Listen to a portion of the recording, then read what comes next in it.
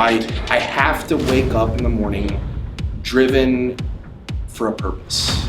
And if I have no purpose when I wake up in the morning, I think that would make me crazy.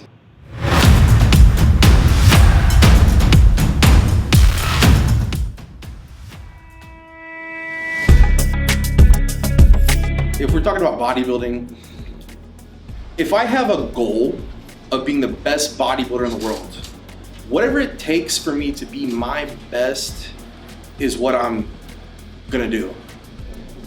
Anything else outside of what's optimal for me to be the best bodybuilder I can be, I'm not interested.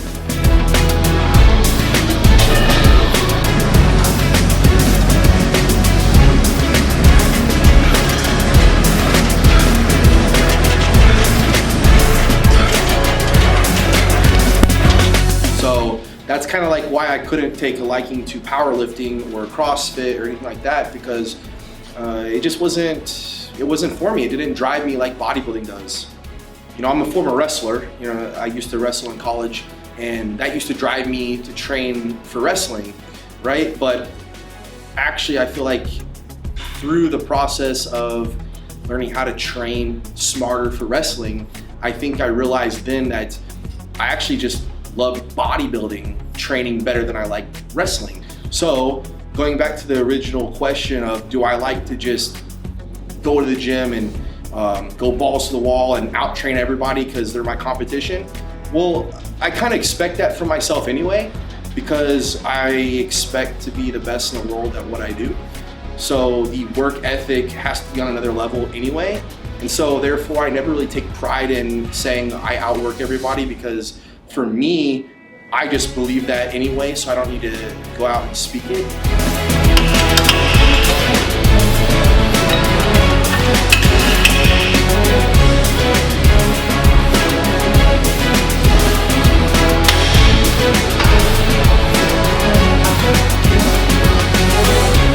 What I take pride in is being able to humble myself and lay down my pride when I maybe need to back it off a little bit.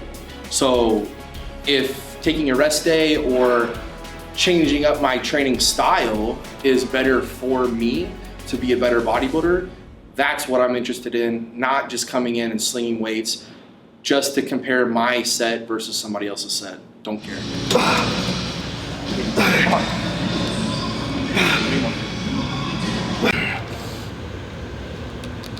2 more. Yep. Ooh, 4 more. Come on, Jack, let's go. Again.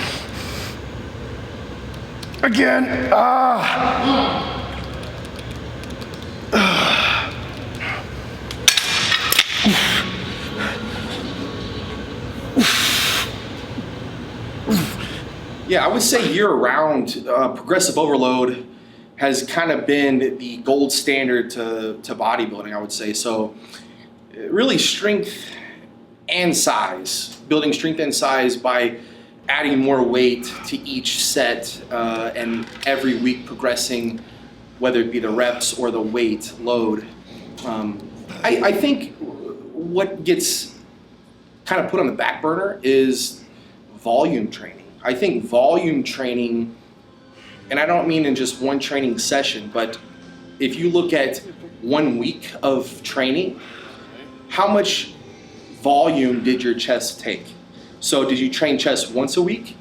If you did, okay, well then how many sets, reps, overall weight load did you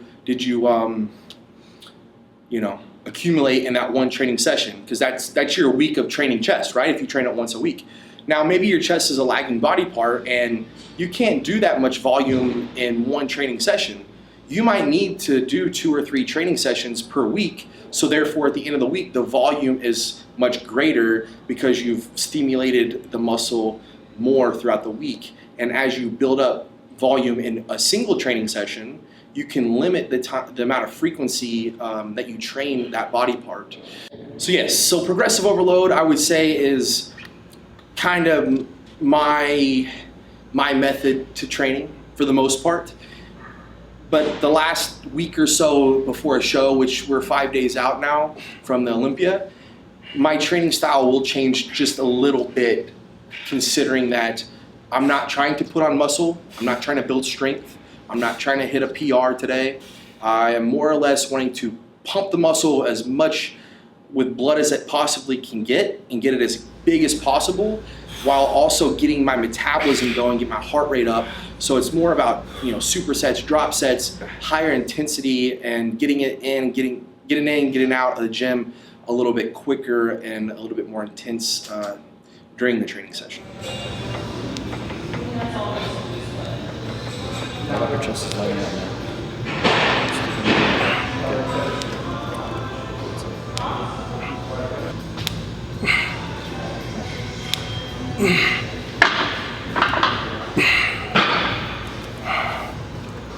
The mental game is the most important thing in bodybuilding, I would have to say. It's all physical in the sense that you go to the gym, you train, you do your cardio, or you talk about nutrition being physical, right? Having more energy with more food or less energy with less food. But what it comes down to is this. There's gonna be a time where you feel like shit, and you don't have much food, and you don't have much energy, and you don't want to go to the gym, and you have a negative mindset. Well, being able to stop it in its tracks, that negative thought, that negative attitude, being self-aware is by far the most important. So as soon as you catch yourself having a negative thought, whether it's first thing in the morning, before you train, after you train, during your training, whatever, anytime during the day, I'm very, very much conscious of how I'm thinking and what's going on around me, what kind of attitude, you know, the people around me have, if they're positive, if they're negative. When it comes to waking up first thing in the morning, a lot of times I like to listen to motivational videos. Right first thing, I'll turn over, I'll put my phone on YouTube, and I'll play one of the first videos I have in my motivational library. I have a good playlist that gets me motivated, gets my head right first thing in the morning, which, you know, sets me up for the day just perfect, right? So then I can go crush my fasted cardio, and then I feel accomplished already, feel good, and then, you know, a few hours later in the evening, when I go to train, you know, my day is already halfway done and accomplished. So I'm very confident, and yeah, I mean, like I said, we're low energy, but this is what we love to do, guys. The training should not be the hard part. Contemplating whether I should do triceps or not. Fred says, I don't think you need it. I said, we're gonna go do some triceps. Can't stand that, man. If I left today and didn't do something,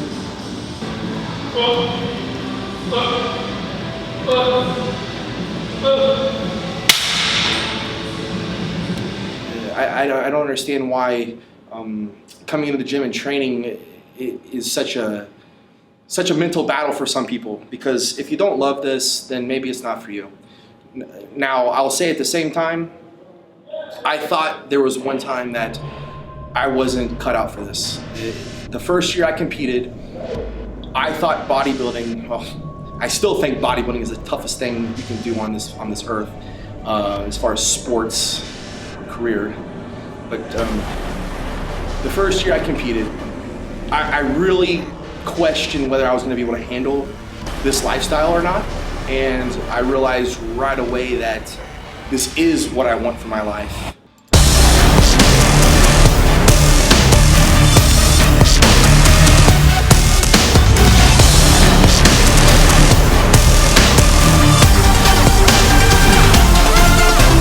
And I'm going to go 110% in and not back out. So I've had to strengthen my mind for sure, because the physical aspect never gets any easier. Matter of fact, I'm sure it gets harder. I'm sure I'm pushing myself harder now than I ever have. I know that I can handle more, and I expect to take on more. I chose this life, I made my bed, and I'm laying in it. And I love it now, okay? I loved it then because I knew what was coming. I knew that if I just stuck it out, I would get to where I wanted to be. And the first goal was just to look like a bodybuilder. And then it became, I wanted to be a professional bodybuilder. And then I wanted to be an Olympia competitor, an Olympia champion now. And the goal is just, the bar just keeps raising, you know? So, and I think that goes with my personality, is that once I accomplish one goal, I have to set my sights on another goal, because I'm just a purpose-driven kind of guy.